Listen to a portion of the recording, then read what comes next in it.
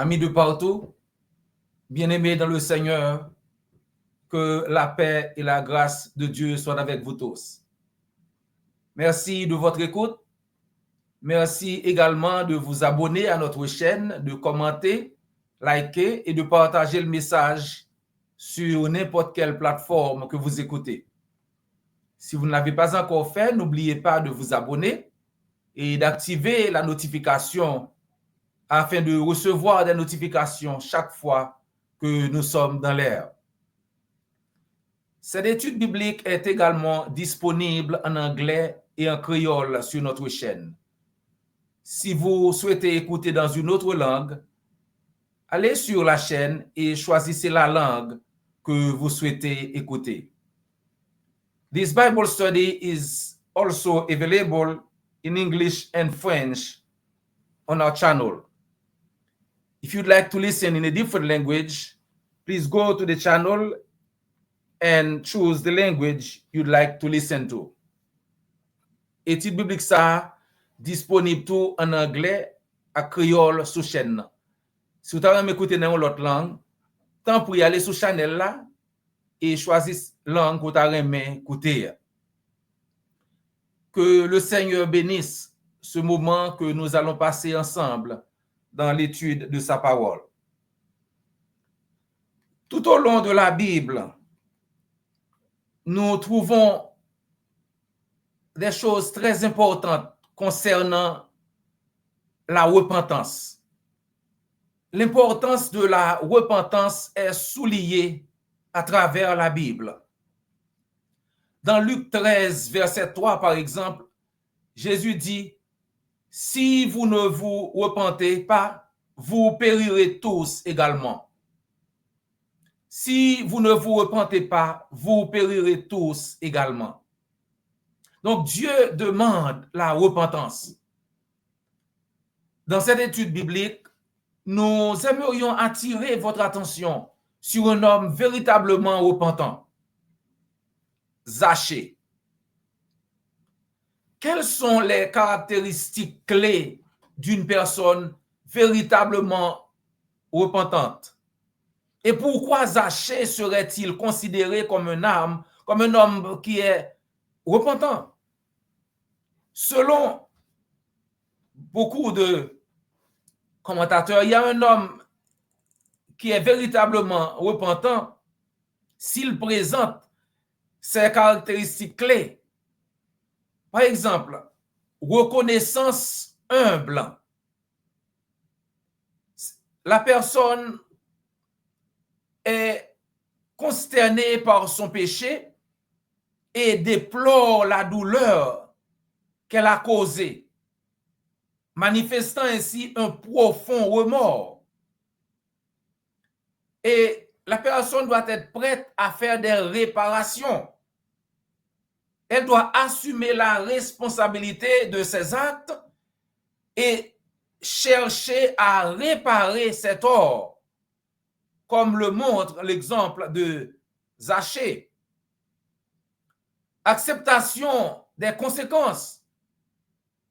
La personne doit accepter volontiers les conséquences de ses actes. Alors, que savons-nous de Zachée?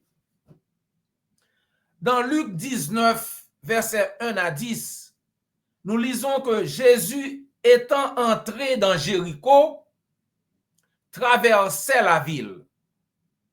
Et voici un homme riche appelé Zachée, chef des publicains, cherchait à voir qui était Jésus. Mais il ne pouvait pas y parvenir à cause de la foule, car il était de petite taille. Il courut en avant et monta sur un sycomore pour le voir, parce qu'il devait passer par là.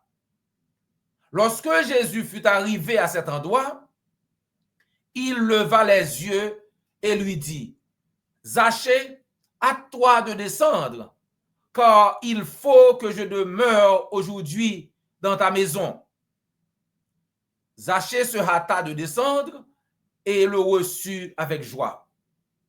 Voyant cela, tous murmuraient et disaient, il est allé loger chez un homme pécheur. Mais Zachée, se tenant devant le Seigneur, lui dit, voici, Seigneur, je donne aux pauvres la moitié de mes biens, et si j'ai fait tort de quelque chose à quelqu'un, je lui rends le quadruple. Jésus lui dit, le salut est entré aujourd'hui dans cette maison parce que celui-ci est aussi un fils d'Abraham. Car le Fils de l'homme est venu chercher et sauver ceux qui étaient perdus. Zachée, le percepteur en chef, un homme extraordinaire. Bien que de petite taille, Zachée était tout sauf un petit homme. D'ailleurs, même son nom, le nom Zachée était spécial. Le nom Zachée signifie pur. Et comme l'indique le dictionnaire de la Bible de Peloubet, on ne sait rien de cet homme qui autoriserait quelqu'un à nier son droit de porter ce nom Zachée, ce nom pur. Cependant, bien que Zachée ait pu porter et mériter un si grand nom, cela n'était pas assez pour les pharisiens et chefs religieux de son temps. À cause de sa profession et de sa position, Zachée était considéré comme un paria. Les Juifs, selon Buysse, avaient un tel mépris pour les publicains que leur argent n'était pas accepté à la synagogue ou au temple. Il est donc évident que peu de publicains auraient eu la chance d'entendre les prédications de Jésus-Christ dans la synagogue. Il n'aurait probablement pas été admis, même s'il avait demandé d'entrer. Ce qui peut expliquer pourquoi Zachée cherchait à voir qui était Jésus. Zachée n'avait pas encore vu Jésus-Christ. Il désirait beaucoup voir Jésus-Christ, mais parce qu'il était de petite taille, la foule l'empêchait de le voir. Donc, Zachée courut en avant et monta sur un sycomore pour voir le Seigneur, parce qu'il devait passer par là. Luc 19, verset 4. Vous voyez, certains rejetaient Jésus, tandis que d'autres mouraient d'envie de le rencontrer. Voyez-vous à quel point Zachée était heureux lorsque le Seigneur l'a appelé?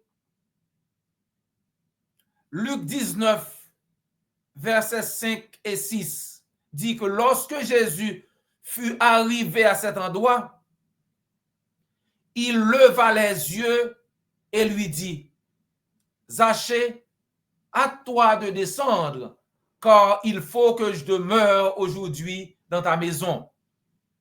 Zachée se hâta de descendre et le reçut avec joie. Et non seulement Jésus a appelé Zachée, mais il s'est également invité chez Zachée. Pourquoi? Parce que le Seigneur ne manquerait aucune occasion d'enseigner, n'est-ce pas? Le monde avait besoin de savoir qui était Zachée. Les pharisiens et compagnie avaient besoin de savoir que cet homme, lui aussi, était un fils d'Abraham, comme l'a dit Jésus.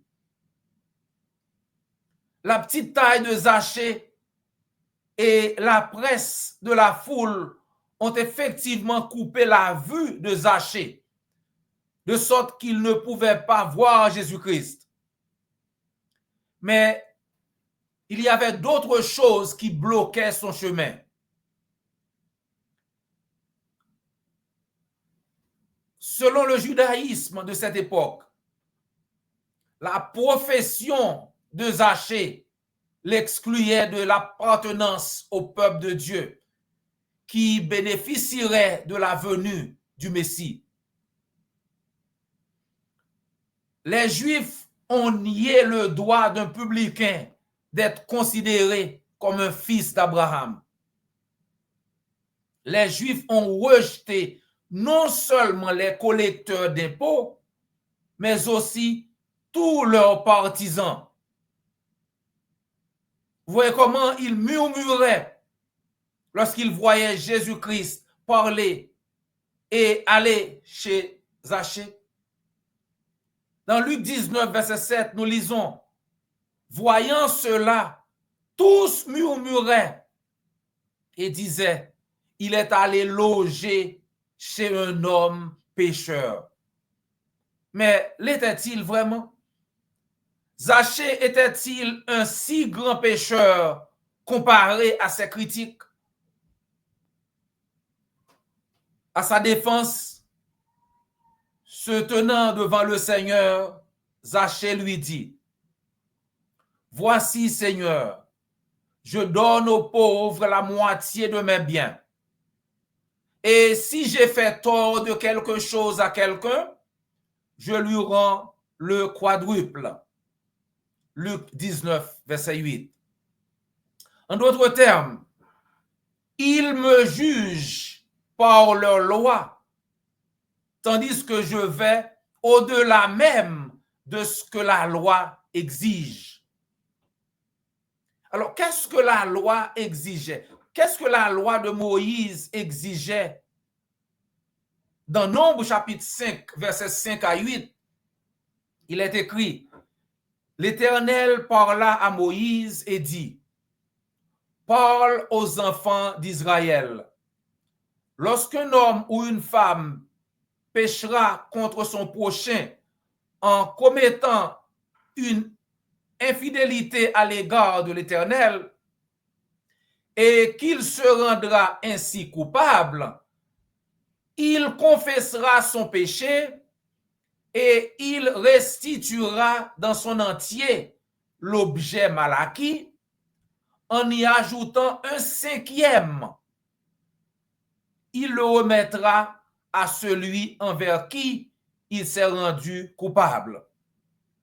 S'il n'y a personne qui ait droit à la restitution de l'objet mal acquis, cet objet revient à l'Éternel, au sacrificateur, outre le bélier expiatoire avec lequel on fera l'expiation pour le coupable. Donc vous voyez, chers amis, selon la loi, la restitution devait être le montant total plus un cinquième. Ça veut dire 120% en tout. Je reprends. Selon la loi, la restitution devait être le montant mal acquis plus un cinquième de ce montant. Ça veut dire 120% du montant. Mais Zachée donne 4 fois la valeur. C'est donc 400%. Et en plus, il donne la moitié de ses biens aux pauvres. Donc, ces Juifs l'avaient mal jugé. Aujourd'hui encore, certains malentendus persistent. Par exemple, il y en a qui disent que Zachée avait amassé sa richesse par fraude, alors que la Bible ne dit pas une telle chose. Comme le dit Kaufman, Zachée n'était pas un percepteur d'impôts, mais un superintendant de percepteurs d'impôts. Et la Bible ne dit rien sur l'origine de sa richesse. Le texte, chers amis, ne dit pas comment Zachée est devenu riche. Un autre point qui fait couler beaucoup d'encre est la déclaration de Zachée dans Luc 19, verset 8. Je donne aux pauvres la moitié de mes biens, et si j'ai fait tort de quelque chose à quelqu'un, je lui rends le quadruple. Alors on se demande si Zachée faisait déjà ces choses ou est-ce qu'il allait commencer à partir de ce moment-là. Comme Clark, Pence et Godet, nous pensons que Zachée faisait ces choses depuis le début et non pas parce qu'il va maintenant commencer à le faire. Bliss dit que le présent des verbes je donne, je rends supporte cette idée. Au final, chers amis, ce qui est important, c'est ce que ressent le Seigneur Jésus. Car lui, il sait tout. Il n'a pas besoin qu'on lui rende témoignage de quiconque, car il sait lui-même ce qui est dans l'homme. Jean 2, verset 25. Contrairement aux chefs religieux de son temps, Jésus était satisfait de Zachée, car il dit, le salut est entré aujourd'hui dans cette maison, parce que celui-ci, Zachée aussi, est un fils d'Abraham, car le Fils de l'homme est venu chercher et sauver ceux qui étaient perdus. Luc 19, versets 9 et 10. Merveilleuse nouvelle, chers amis. Le Seigneur est venu chercher et sauver ceux qui étaient perdus. Dieu prouve son amour envers nous, chers amis, en ce que lorsque nous étions encore des pécheurs, Christ est mort pour nous. Romains 5, verset 8. Donc, grâce soit rendue à Dieu. N'importe qui peut maintenant être sauvé si nous choisissons d'obéir à la volonté de Dieu. Donc, à nous qui avons déjà obéi à l'Évangile, que le Seigneur nous aide à continuer à chercher, à lui faire plaisir pour pouvoir garder, conserver la vie éternelle qu'il nous a gratuitement offerte. Si vous écoutez ce message, mais que vous n'avez pas encore obéi à l'Évangile, alors nous vous encourageons à le faire avant qu'il ne soit trop tard. Tout comme Zachée n'avait pas permis à la foule ou à sa petite taille de l'empêcher d'aller vers Jésus, ne laissez rien ni personne s'interposer entre vous et le Sauveur. Cherchez à lui plaire et vous aussi, vous aurez la vie éternelle.